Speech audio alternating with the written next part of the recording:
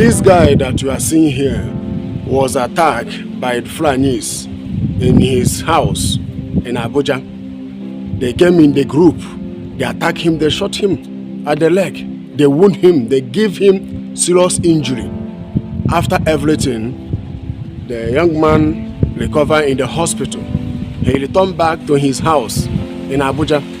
And when he returned back, he saw some of the Fulanis that came to his house to attack him. He saw their face and recognized their face. He reported it to police, and the police arrested those Fulanis that came, and the police arrested them. After police arrest those Fulanis, before you know what is happening, police release them. And the young man, he go to the police station, ask them, why do you release these people that came to attack me, rob me, and rob all the people that live in my street? They are doing the guy today, come today, come tomorrow, come today, come tomorrow. After everything, one officer called the young man, said to him, as long as you are an Igbo guy, you will not get any justice here. Fulanis, they are the one that control Nigeria. As long as you are an Igbo man, you will not get any justice here in Abuja. Listen to me, why I'm doing this video is because of most of Igbos that believe in one Nigeria. I told you that in this country that we are living into, there is nothing like one Nigeria. I'm telling you the truth. I'm telling you the truth. I don't want to talk too much. But I want you people to listen to the guy and hear what he said. Okay, my name is David Korea. I think last year I was attacked by Fulani guys. So they pretend to be workers in the estates to get information. You understand? So unfortunately, they came to my house to attack me. I was shot several times. That my bone was shattered.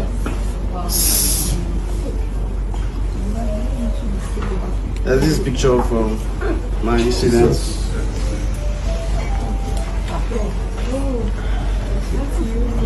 So I followed the case up and all. Police was just gambling with it.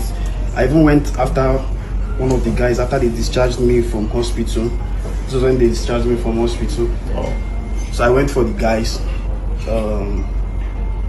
arrested the guy and then hand them over to police. It's just one of them. This guy shoots me, girl. You hear what? Yane, now you won't kill me, ba? Let's go now. Yeah, so I reported the case to. I used to feel like I have connection until Nigerian happens to me. You understand? I reported the case, followed it up, even with lawyers. You understand? Nothing happened. They later released the guy. What they told me, I went to the CRU unit in headquarters here to go and report and tell them that this is how they handled my case. They were like, since I'm an Igbo guy, I can't get justice in Nigeria. He shared his personal story. Yeah. So I was hearing when this guy was saying that religion, this, that. The guy told me, the officer told me that I can never get justice. That because don't I see videos of online that if they catch these Fulani guys, they always cover their faces. But other guys, other criminals, they catch them, they put their face on the media and all that they are the one that own Nigeria. That they are not the one ruling, but they are the one controlling Nigeria. That's what they told me, that I should leave it for God. I said no, even if you take my life. So who said this now? Is it the Nigerian police? Yes, the Nigerian police. Okay. The CRU department. If you feel like you have from the first PRO. Yes. If you feel like you have connection, we can go and you will end up laughing Nigerian, I swear. You understand? Go on, please. So, and again, these issues of insecurity, you know, when something happens to you, that's when you pay attention to your environment. You understand? I got to find that a lot of people have been affected with this insecurity. Even close to my estate, last month, they killed this man, took his wife, demanded ransom of 1 million naira from the family. 1 million naira. You kill someone who just finished building his house. You understand? After congratulations, next in RIP. And Nigerian police is not even taking it serious. Okay, I think yesterday, I told you yesterday, I went again to meet a very high profile officer. We're still on the case. The next day they said I should write petition. You understand? But I've written all the petition. I even recorded our conversation with him because this time I'm not even scared. People are like, run away from Nigeria and do this, this, that. Me, I'm not ready to run. You understand? It cost my life for them to shut me up. It's fine. I don't care, you understand? But I'm going to speak out and let people know what's going on in the country. So when this happened, were you home when they came to attack you? Yes, I was home. Okay, how many were they? Okay, the people that came into the house, Yes. they were more than 30. Yeah. Okay. They were more than 30. The people that came into the house were fully armed. Hold on, You understand? sorry. What time did this happen? Around 7:30 In the evening. in the evening. So, do you live close Even to the before phone? they even shot me, police was around. Police was demanding that they have to pay them 5,000 naira for each bullet they waste. Each bullet they waste. Like, does it make sense? You understand? I have to even face my fear and fought. They didn't even believe that I'll fight with them. I think I took one guy up. Used him to land from the upstairs. So he used his back to. I don't know if that one died, but they rushed him. So what they did, they had to like shoot me because they don't want to keep trace. Because I know them. I know they are. This is one of the reasons Igbos are talking about Biafra. This is one of the reasons they are talking about Biafra. When they talk about Biafra, when I go tell them to keep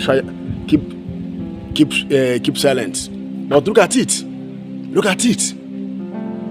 Have power in Nigeria. If you come in politics, they don't have power. Igbos is like they are slave in Nigeria. Igbo is like they are slave in Nigeria. That is why any tribe can do them anything they want to do them. As long because if you go all the states in Nigeria, you see Igbos everywhere. This one Lagos State Governor are doing. Who tell me have they challenged him? Listen to me. Igbos don't have power in Nigeria. They are like slave. Igbos are slave in Nigeria. That is why any tribes can do them anything. Nobody will talk. Nobody will stand up to speak for them because they are still under bondage. The problem is that Igbos have problem. Igbo, you people need to gather on ourselves together. You people need to gather on ourselves together. Know that this country called Nigeria, they know recognize you. They know value you. They take you as a slave. And you are still a slave. You are still under bondage. And when you come in politics, una no get any power there. Una no get any power there. Forget about making mouth anywhere you go. You go see woman. Forget about that one. Una no get any power in Nigeria. You people still there under bondage in Nigeria. It's the right time for you people to get sense. Return back to your hometown. Develop your home. Make your home strong. There was a time Israel scattered everywhere. There was a time Israel scattered everywhere. But later, Israel then come back with their senses. They come back to their hometown. Join together. They are now strong. So all these things that people are scattering, like sheep that has no shepherd. When it's scattered anywhere, any tribe can insult you, tell you anything they want to tell you, because they see you as a slave. They see you that you are nobody. They see you as a slave that you are nobody. But it's the right time that Igbo we will turn back to our senses and do the right thing. Return back our home, develop our home, build our home.